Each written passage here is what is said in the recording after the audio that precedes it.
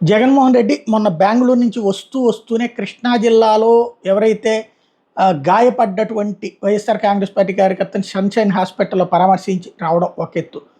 ఆ మధ్యన ఏదైతే వినుకొండ దగ్గర జరిగినటువంటి వైఎస్ఆర్ కాంగ్రెస్ పార్టీ కార్యకర్త హత్యకి సంబంధించి వాళ్ళ కుటుంబాన్ని పరామర్శించి రావడం, ఢిల్లీ దాకా వెళ్లి చేసింది చూసాం. ఇది రషీద్ హత్యకి సంబంధించి.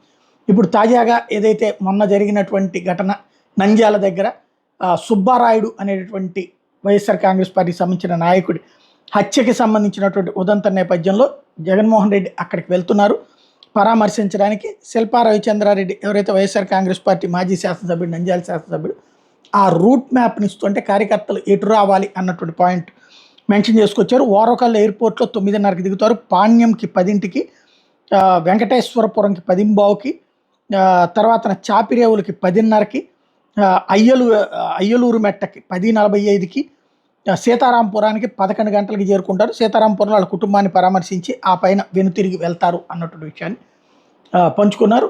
భారీ ఎత్తున వస్తారన్నటువంటిది. అంటే ముందు అక్కడ కుటుంబాన్ని పరామర్శించాలి. ఇక్కడ ఎంతమంది వచ్చారు, ఎంతమంది పోయారు అన్నటువంటిది కాదు, కుటుంబాన్ని పరామర్శించడానికి వెళ్తున్నారు.